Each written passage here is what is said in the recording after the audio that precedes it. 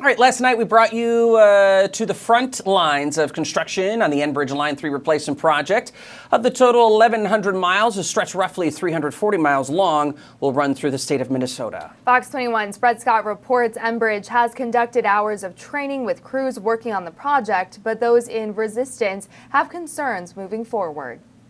Protesters of the Line 3 replacement project continue to host disturbances at work sites with the hope of having their voices heard to stop the project from being constructed. Aside from environmental concerns, many members of the Fond du Lac Band of Lake Superior, Chippewa also fear for the physical safety of their fellow residents.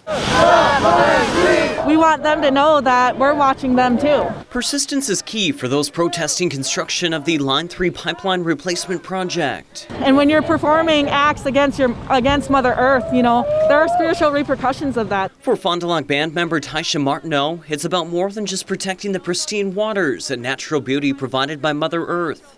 When you get a large amount of out-of-state workers or non-local workers within communities such as this that are already struggling with issues such as drug addiction, alcoholism, you know, that money is like a beacon. According to Minnesota's Missing and Murdered Indigenous Women Task Force, American Indian women and girls represent 1% of the state's population, but in 2020 accounted for 8% of murdered women and girls in the land of 10,000 lakes. By the age of 15, it's 70% of Indigenous women have been raped, assaulted, or groomed by someone who is involved in the sex trafficking industry. One of her many concerns are mostly with the unionized workers being brought in to construct the replacement of Line 3. According to Enbridge, 9% of the workforce comes from tribal nations. I don't believe that all of these men out here are bad men, but it's that money that draws in that darkness. We have a very robust training program, and it starts with safety, environment, quality,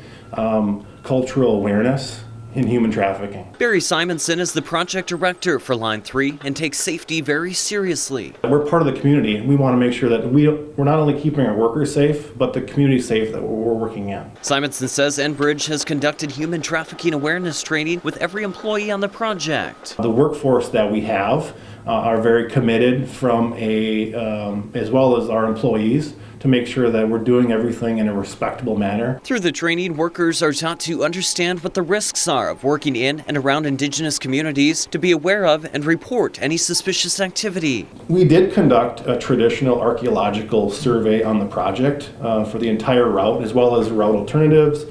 And what we also did in addition to that was we had a tribal cultural survey that was managed by the Fond du Lac Band of Chippewa across the entire project. Enbridge says it's taken every precaution possible to avoid controversial construction on Indigenous lands. We had 2 surveys from a cultural perspective that were very comprehensive and collaborative, which went into the environmental impact statement. Simonson says results of the survey played a role in making specific route modifications to avoid impacting Native American lands. But those in opposition still aren't pleased with the corrections made to the course. If it leaks, it will leak into White Earth, and it will affect all the water within White Earth as well. Alex Goldenwolf is a band member of White Earth Nation. If the pipeline leaks, it will affect our wild rice beds that we have over there, and there's like thousands and thousands of wild rice beds over there. The White Earth Reservation is located in Becker, Clearwater, and Mahnomen counties in north central Minnesota. And if it breaks, it'll affect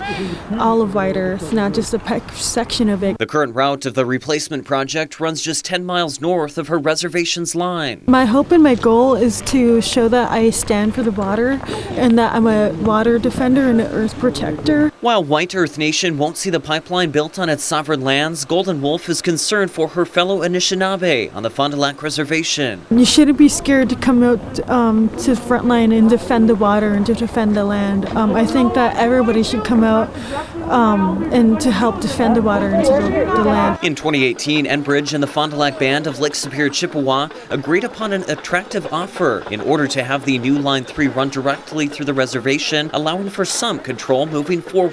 The existing Line 3 over the course of its lifespan has deteriorated in terms of corrosion and the need for intense maintenance on the project. While hundreds continue to object the construction, Enbridge remains committed to providing hundreds of jobs as it works to safely and swiftly finish this last large stretch of the highly controversial project. I'm angry and I'm hurt, and I'm going to speak to that. Simonson says with the new state-of-the-art pipeline, preventative maintenance, and robust monitoring moving forward, they expect a successful future once the replacement project is complete. With photojournalist Nathaniel Lee Capitan, Brett Scott, Fox 21 Local News. Enbridge hopes to have the Minnesota portion of the project finished by the end of 2021. For a full review of the permitting process Enbridge has gone through leading up to this point, we've got a link on our website, fox21online.com.